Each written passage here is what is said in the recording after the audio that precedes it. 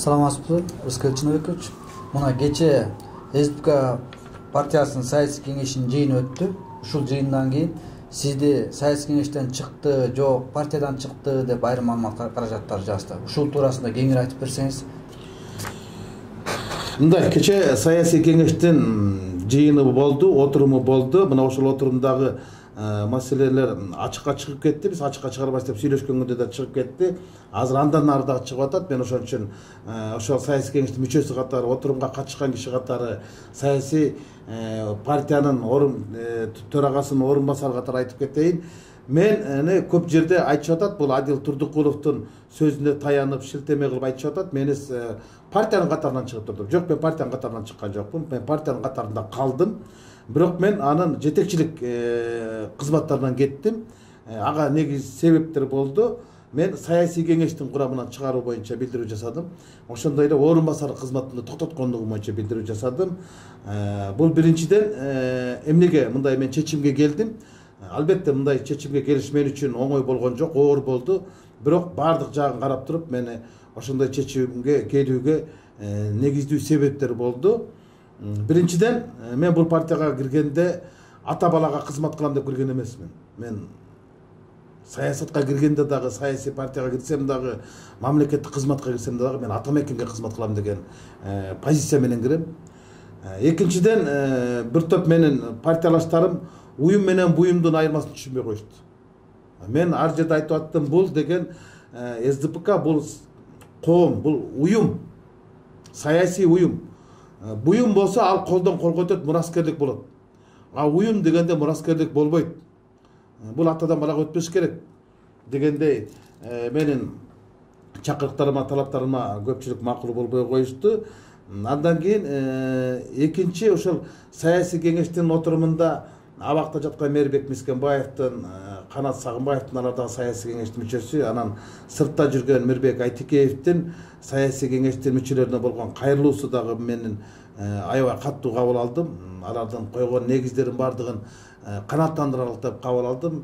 Үчүнчүдөн бул ошол саясий кеңештин жыйынында менин кесиптешим Ирина Юрьевна ачыктап эле кетти. Мен саясий кеңештин курамынан чыгам, анткени мен Асел Кодыраңова, Кундуз Жолдубаева, Адил Турдукуловдор менен бир партияда отура албайм.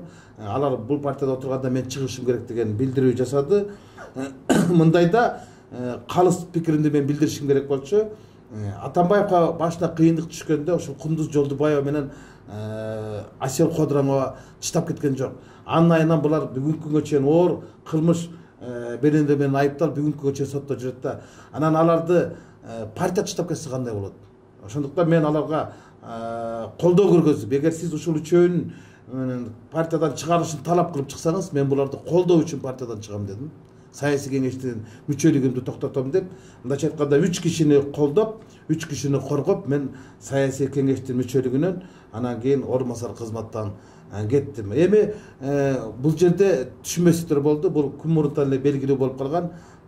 Партиянын жаштары Социал-демократтар партиясы деген жаңы партияны түптүргөн ал бардыгыбызга белгилүү болчу. Бул аларга таандык эмес, бул бардыгыбызга таандык болчу. Эгер СДПК партиясы соттон Сагынбек Абдрахмановдун чечилип кала турган болсо, биз ушул партия менен барабыз деп турганбыз. Тилекке каршы жаш балдар жаңы технологиялар менен, жаңы адамдар менен, жаңы кадамдар менен, жаңы шайлоого багыт алып алыштыбы. Мен кече ошону түшүндүм. Аларга тоскоолдук жаратпайын дедим. Мен ошол жаштарга ийгилик гана каалайм. Эгер жаштар ушул жаңы шайлоого өздөрү бир жаңы курам менен, жаңы технология менен, жаңы адамдар менен, кадамдар менен бара турган болсо, мен аларга ийгилик гана каалайм. Аларга талапкер болуп бере албасам да, саяпкер болуп бергенге даярмын. Мен СДПК партиясынын катардагы мүчөсү катарында калам жана алардын бүгүнкү күндө Темирлан Султанбеков, Сейит Атамбаев, Кадыр Атамбаевдер аракет кылышып, жаңы шайлоого жаңы даярдыктар көрүп баштады. Мен аларга ийгилик гана каалайм. Ийгилик гана каалайм, колдойм. Колуман келсе керек болсо аларга кеңешин да берем. Ал эми партиянын тагдыры бүгүн ушундай болуп калды. Бирок чекит коюла элек, анткени 2-июнда Кыргызстан социал-демократтар партиясынын тагдыры жөнүндөгү жогорку сотто каралат. Акыркы чекит коюлат. Бул кимге таандык экени, бунун төрайымы бүгүнкү күндө Сагынбек Абдрахманов же Асел Кодыраңова ошол маселе чечилиш керек. бул дагы көп нерседен келечекке болгон нерселерди аныктайт. Анткени биз саясий партиянын мүчөсү катары калдык. Анан эми саясий кеңештин көпчүлүк мүчөлөрү дагы эки анча ойдо калды. Алар кече бир тобу ошол эмоция калтырыштуу, ачуу калтырыштуу, айтор партиянын ысык сууна күйүп жүргөн Назгүл Мамутова мен дагы кетем деди, Айдыл Турдукулов партбилетим чыдайм деди. Дагы ачыктап коеюн, Мээрбек Бескенбаев дагы ошо абактан кат жазып жибериптир, кайрылуу жазып жибериптир, мен дагы саясий кеңештин мүчөсүнөн чыгарып койгула деп кайрылуусу жазыптыр. Эми аны саясий кеңеш канаттандыра болуп алдыда боло турган иш, бирок ал айткан сөз атылган окта. Ал кеттим дегенден ал кетти. Мирбек Айтикеев ушундай партиянын ысык сууна күйгөн мындай белдүү адамдары кетип атканы бул белгилүү болуп калган. Анткени партияда ошондой ажырым пайда болуп калганы анык болчу. Мен колдон келген аракетти жасадым. Ушул эки тарапты бириктирүүгө тилекке каршы менин колуман келбеди. Атургай мен 2-3 күн мурун Алмаз Шаршеевдин өзүнө да кирип чыккан, бул боюнча маалыматтын баарын бергем. Ал киши билет. Ал киши да кайрылуу жасады ошол саясий кеңештин мүчөлөрүнө. Бирок аракет кылдык, мына ушул кишинин арты менен бириктигиле ушул кишинин кайрылуусу негизинде дагы биримдик сактап калганга аракет кылайык деп тилекке каршы болбоду. Сиз буга чейин ушу СДПК партиясы менен шайлоого барарыңызды билдирген элеңиз да. Эгер акыбал ушундай болуп атса, сиз келечекте кайсы партия менен шайлоого барышыңыз мүмкүн?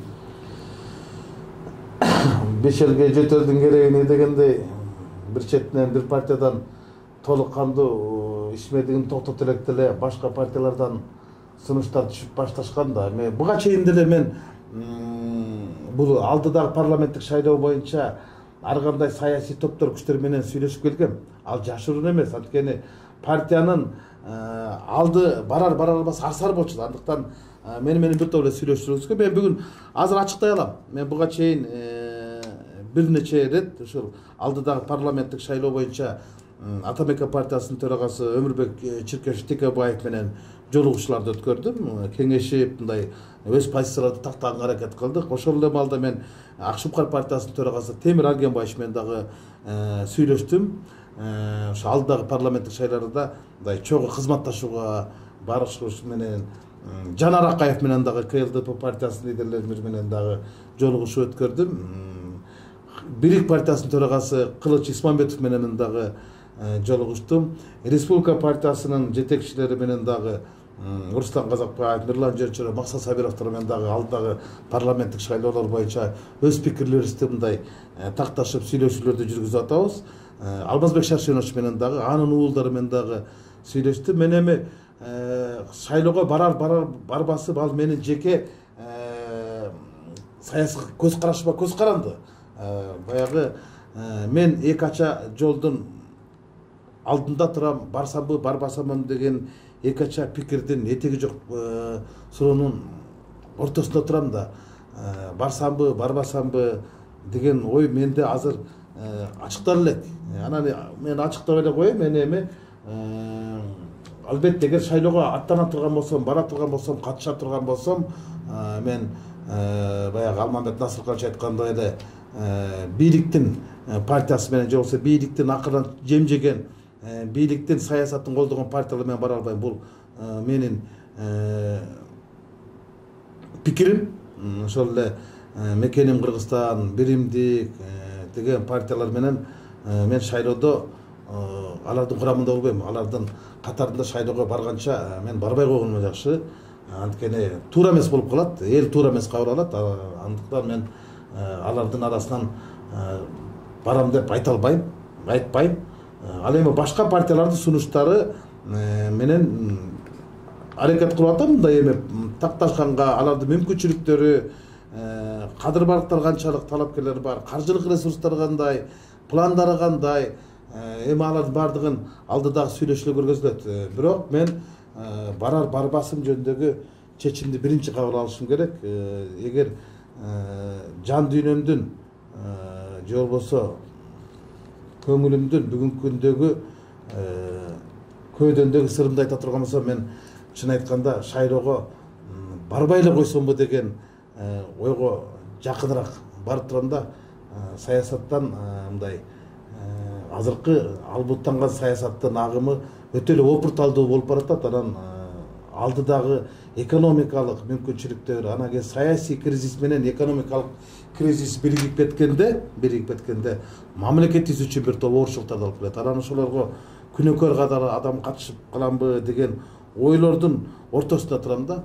Мен эгер шайлоого барар барбасым жерде чечимди кабыл ала турган болсом, бул бир жуманын ар жак бери жагында болот. Мен азыр эми ушундай кырдаалдан кийин бир ай эмес, эми бир эки жума мен тыныгып алам. Андан кийин сүйлөшүүлөрдү баштап, анан жеке чечим алам. Сунуштар да бар, бир партияны жетектеп барууга, жаңы бир партияны сунуштап жетектеп барууга дагы келип атат. Ошо сиз башка бир партиялардын катарында барбай эле өзүңүз бир партияны жетектеп барсаңыз жакшы болот деген аябай мындай ишкер балдар, билимдүү жаштар дагы сунуш кылышып атат. Мага ошолордун дагы сунуштары аябай жан дүйнөмө жагып турат. Саясатка кирбеген, ишкерлик менен алектенген жигердүү мекенчил жаштардын ушундай сунушу мени бир топ мындай ойлондуруп койду да. Ошон үчүн мен чечим кабыл алыш үчүн бир дагы мындай антрак убакыт аламгы деп ойлоп турам да. Ачуучундукты бир гана биздин Фабула ТВ YouTube каналынан угасыз. Жазылууну унутпаңыз.